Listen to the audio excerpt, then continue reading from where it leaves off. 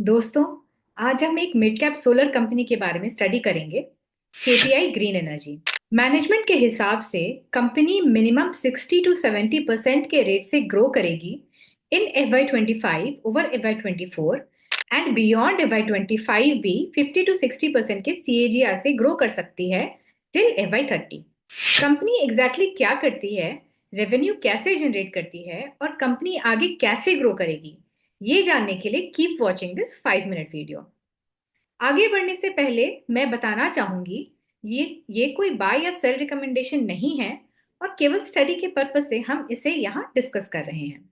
KPI green 2008 में incorporate हुई थी। कंपनी के दो बिजनेस सेगमेंट्स हैं, आईपीपी यानी कि independent power producer and CPP यानी कि captive power producer. Under IPP KPI खुद पूरी कैपिटल इन्वेस्ट करती है to set up the solar plant.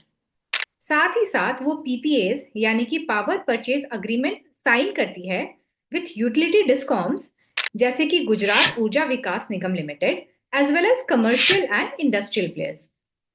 ये पीपीएस जनरली 20 से 25 साल के लिए वैलिड होते हैं। इस दौरान केपीआई इन कस्टमर्स को पावर सेल करती है और इनसे मंथली बेसिस पर रेवेन्यू जनरेट करती है। अंडर सीपीपी कंपनी कस्टमर्स को ईपीसी सर्विस देती है, यानी कि इन कस्टमर्स के लिए केपीआई के खुद के लैंड पर सोलर पावर प्लांट सेटअप करती है। इस डिवीजन में कंपनी के 3 रेवेन्यू स्ट्रीम्स हैं। पहला, केपीआई प्लांट सेटअप करके उसे कस्टमर को सेल करती है, जिससे एक वन टाइम रेवेन्यू आता है।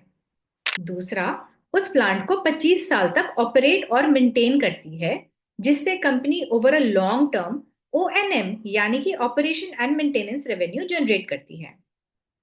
और क्योंकि प्लांट केपीआई के लैंड पर कंस्ट्रक्टेड है, जो वो अपने कस्टमर को लीज आउट कर रही है for the duration of the contract, तो केपीआई इन कस्टमर्स से लैंड लीज रेवेन्यू भी जनरेट करती है। In short, IPP capital as well as regulations intensive है, जबकि सीपीपी इजियर टू स्केल है with a lesser turn around time as well. अगर हम मार्जिन्स कंपेयर करें तो आईपीपी में इनिशियल इन्वेस्टमेंट तो जरूर इन्वॉल्व है, but once established IPP adds to the bottom line, यानी कि इसका एबिटडा मार्जिन बहुत हाई है, which is around 85 to 90%। This is because एक बार प्लांट सेटअप हो गया तो केवल ऑपरेट और मेंटेन करने का ही कॉस्ट है। केपीआई का current mix of revenue between IPP and CPP is 17% and 83% respectively. लेकिन गोइंग फॉरवर्ड ये मिक्स आईपीपी के फेवर में इंक्रीज होगा फ्रॉम 17% करेंटली टू 33%। और क्योंकि IPP is a higher margin business, जो हमने जस्ट डिस्कस किया, तो ओवरऑल कंपनी के मार्जिन और भी इंप्रूव होने चाहिए। अब हमने कंपनी का बिजनेस मॉडल तो समझ लिया है, तो चलिए देखते हैं इन दोनों सेगमेंट्स में कंपनी के प्रोजेक्ट्स का क्या स्टेटस है। सितंबर 24 तक कंपनी की total cumulative life time installed capacity है करीब 500 मेगावाट की, जो कि 2/3 सीपीपी के अंडर और 1/3 आईपीपी के अंडर आती है। अगर ऑर्डर बुक की बात करें तो टोटल ऑर्डर बुक है करीब 2.4 गीगावाट, जो कि करीब 5 गुना है versus life time cumulative installed capacity of 500 megawatt, जो हमने जस्ट डिस्कस किया।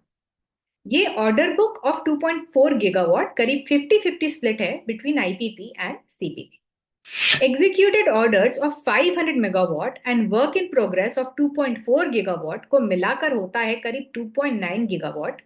और केपीआई का एम्बिशियस लॉन्ग टर्म विजन है इस नंबर को 10 गीगावाट पहुंचाने का बाय 2030। शॉर्ट टर्म की बात करें तो FY25 में कंपनी 60 टू 70% की ग्रोथ टारगेट कर रही है, जो कि अच्छी मानी जाएगी। And also going forward FY30 तक 50 टू 60% की CAGR से कंपनी ग्रो कर सकती है as per the management. CPP के अंडर पर मेगावाट कंपनी को 2.5 से 3 करोड़ रुपए मिलते हैं, यानी कि इस सेगमेंट में कंपनी की ऑर्डर बुक, जो कि 1.1 गीगावाट है, वो ट्रांसलेट होती है रुपी के टर्म्स में करीब 3,000 करोड़ में। लेकिन आईपीपी में हम मेगावाट को रुपी में इजीली कन्वर्ट नहीं कर सकते हैं, क्योंकि वो पीपीए के काफी सारे टर्म्स हैं जिस पर डिपेंड करती है। कंपनी को दिसंबर 2024 में अपना सबसे बड़ा ऑर्डर मिला है from Coal India for the development of a 300 megawatt AC grid connected ground mounted solar PV plant in Khavda, Gujarat. इस प्रोजेक्ट का कमर्शियल वैल्यू है करीब 1300 करोड़। इसे 1 साल के अंदर कंप्लीट करना है, followed by 5 years of operations and maintenance. Solar के अलावा कंपनी ने हाइब्रिड प्रोजेक्ट्स में भी वेंचर किया है, under which KPI solar energy और विंड एनर्जी दोनों को हार्नेस करती है।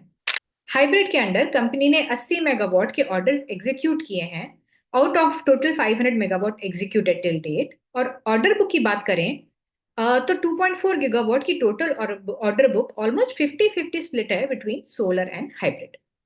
सोलर और विंड को कंबाइन करने का एडवांटेज ये है कि हाइब्रिड ज्यादा स्टेबल पावर सप्लाई प्रोवाइड करती है और ग्रिड स्टेबिलिटी इंप्रूव करती है। अगर ज्योग्राफिकल प्रेजेंस की बात करें तो केपीआई प्रीडोमिनेंटली गुजरात बेस्ड है। हालांकि वो adjacent states like Rajasthan, Andhra Pradesh and Maharashtra में एक्सपैंड करने का प्लान कर रही है। इनफैक्ट इसी साल महाराष्ट्र में महाजन को, यानी कि Maharashtra state power generation company से केपीआई को 100 मेगावाट का एक सीपीपी ऑर्डर मिला है, जिस पर काम चल रहा है।